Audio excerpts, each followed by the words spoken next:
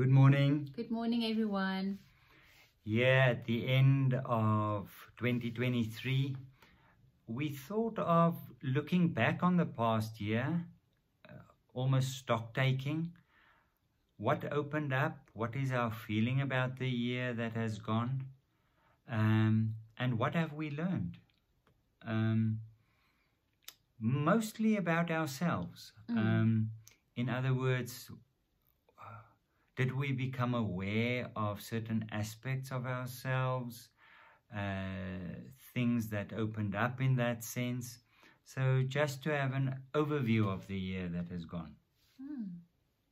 Yeah, I think if I have to say what the year was like for me, it's almost a little bit paradoxical in the sense that on a certain level, I know that it was a very difficult year for us. In terms of the move, the settling in, and generally worries about income and all of that. But on a personal level, it's as if the year was not emotionally draining for me in a bad way. It was not like the year completely depleted me emotionally. I'm tired. I'm really tired, but it's been almost, and I think it was because it was a very challenging year in terms of what we had to do and accomplish and everything that entailed. But in a sense, also a year that made me feel very much alive. So to say it was a difficult year is sort of too one-dimensional. It was difficult in many ways, but it was also very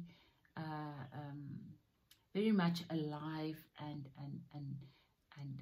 a year of being aware of what's happening, what needs to be done, and so quite a year that physically drained me, but emotionally, I think I've had worse years. Yeah, when we started the year, it was with apprehension. How are we going to get through this year? There is so much to be done. Yeah, it was like a mountain that had to be moved. Yes. Literally. And now looking back, it actually went, we had our challenges, but it went well. And here we stand at the end of the year. And we can look back and we can say it wasn't that bad. Yeah, well, yeah, amazingly so, actually, that our bodies actually managed. I mean, you are not all the man you used to be.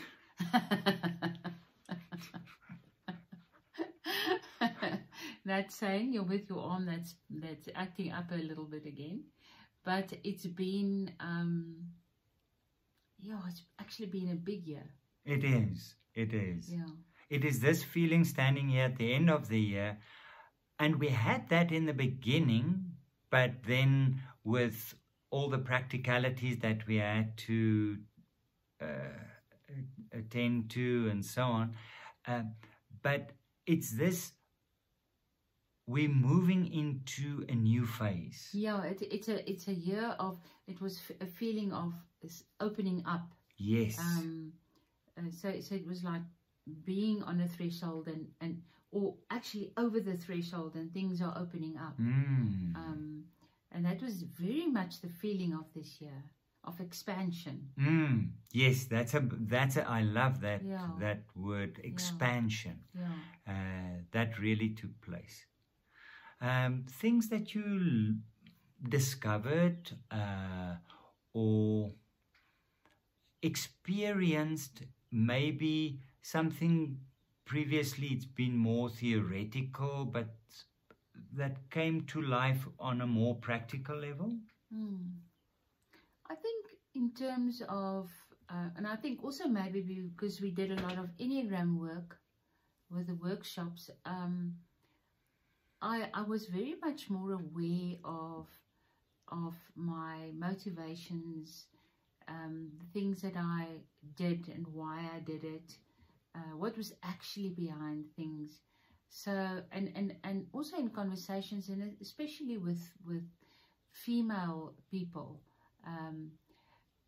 I was again very much aware of the way that we as women, and I'm sure men as well, but how we give away our personal power, our personal worth, and by giving it away in the sense of looking for it outside of ourselves. So not giving it away so much as losing the power, because we have it in us, but by constantly looking at validation and people seeing our worth from the outside, whether it's our life partner, our children, our community, and in doing so, we actually lose a lot of energy, because a lot of our actions go into doing things to draw the worth towards us from outside of ourselves.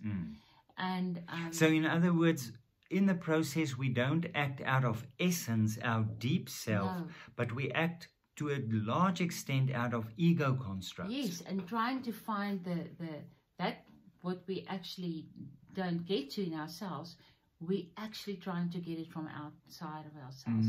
And it's very difficult and demanding on the people in our lives if we constantly need them to validate us. And in the end, it is absolutely still not enough. Somebody somewhere is going to slip up again. So that makes it very hard for your community, your people around you. So in effect, it was just, again, I was very much aware of looking at self-worth and building self-worth. That is the place where we have to start. It doesn't start outside of ourselves. And the power that lies in coming from that place of whatever your worth may be. It may not be that you are going to change the world, but that intrinsic value that you have is so powerful, and putting it out there so the direction changes. And it makes a huge difference to relationships, to the things that you are actually busy with. I was looking at how much I do in terms of our very little cottage that gets messy very quickly, and how it bothers me that somebody will come and visit and it looks like such a mess. And what is that about? You know? It's again wanting the worth, the validation from outside, and it taps my energy, because I spend so much time fixing up things where I could have been busy with things that really speak to my heart. So it's just something that I became aware of again. And it's such an important theme, and it, as you said, it plays in beautifully into the whole dynamic of the Enneagram. And it's almost, we can almost spend a whole session around that. Yes. And how do you get to self-validation? How do you grow into that? But a big tool in the whole process is awareness. Definitely the awareness. And it sort of pulls the plug on the ego. If you become aware of the mechanism, and you are serious about working towards essence, then if you become aware of the mechanism that just sort of kicks in all the time, it's not something that you plan to do. It's so ingrained in the way that we live our lives that just becoming aware of it actually makes it possible to decide not to come from that place. And start with a process where you can move into your true self. And for you? The year on a spiritual level, a lot of things happened, and it's lovely to read up on old masters, almost busy with a cloud of unknowing, which is so interesting. But obviously it was a very practical year. And on that level it has been good to me, because a lot of things unfolded in the first place, realizing how much one needs other people. Not in a bad way, not in the sense of finding validation. Almost, not in that sense, but people are important in our lives.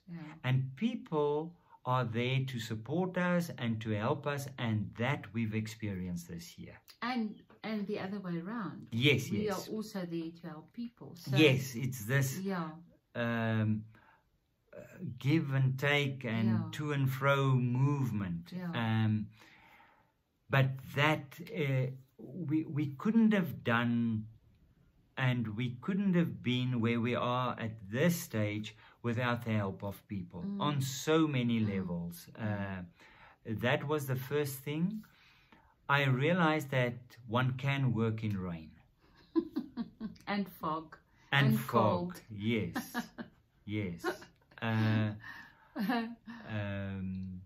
It can be done because the weather changes so quickly here at Tafelkop. One moment it is still open, and then the fog moves in, or there's a drizzle, or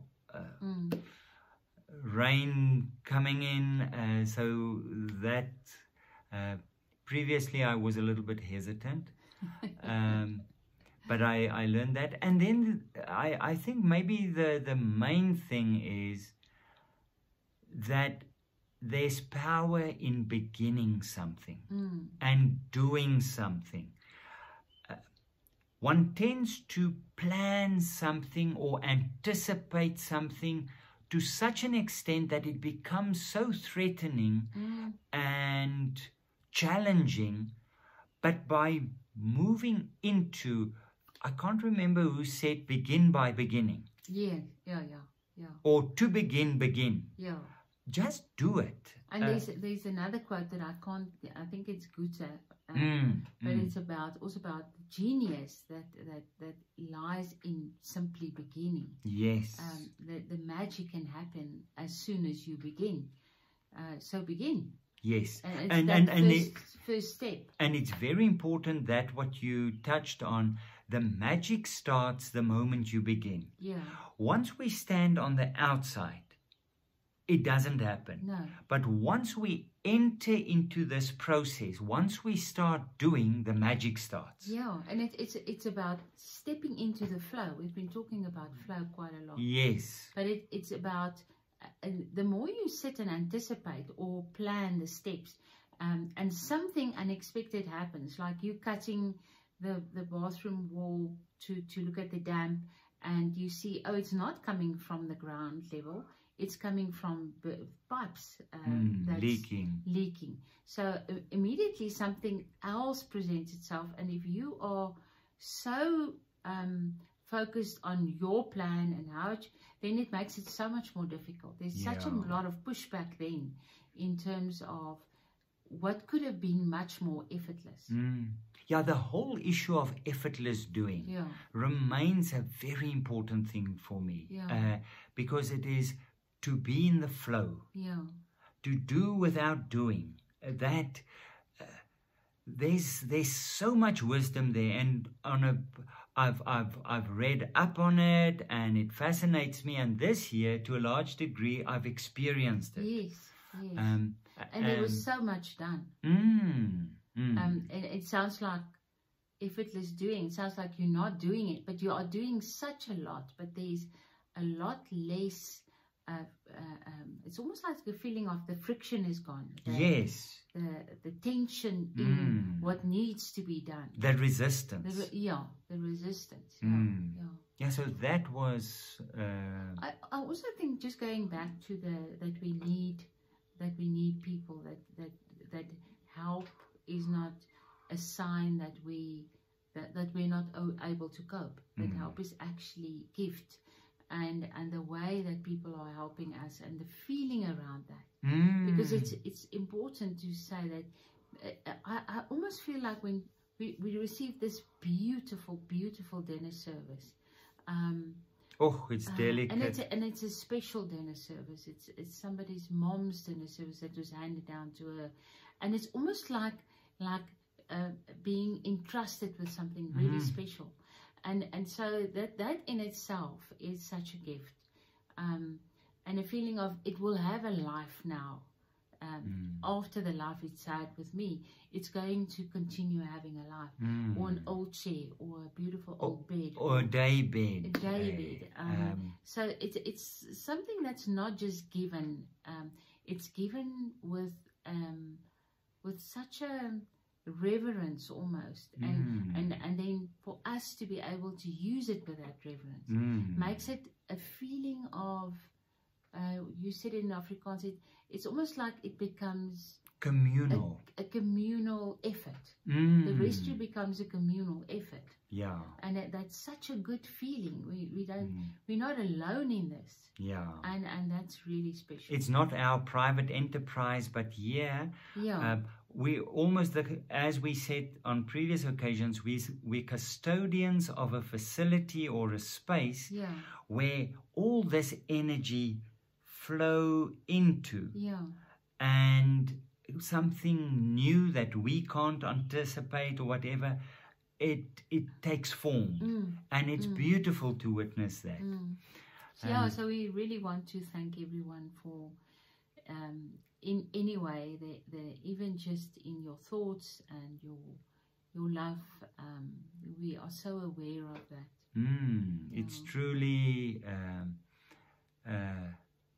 a journey together, and thank you very much for all that we've received on that journey through this year. You've enriched our lives immensely, and we really want to thank you. And may you have a beautiful and a special 2024. And a rich year in the things that your soul needs. We speak again in the new year. Keep well in the meantime. Love to everyone. Bye. Bye-bye.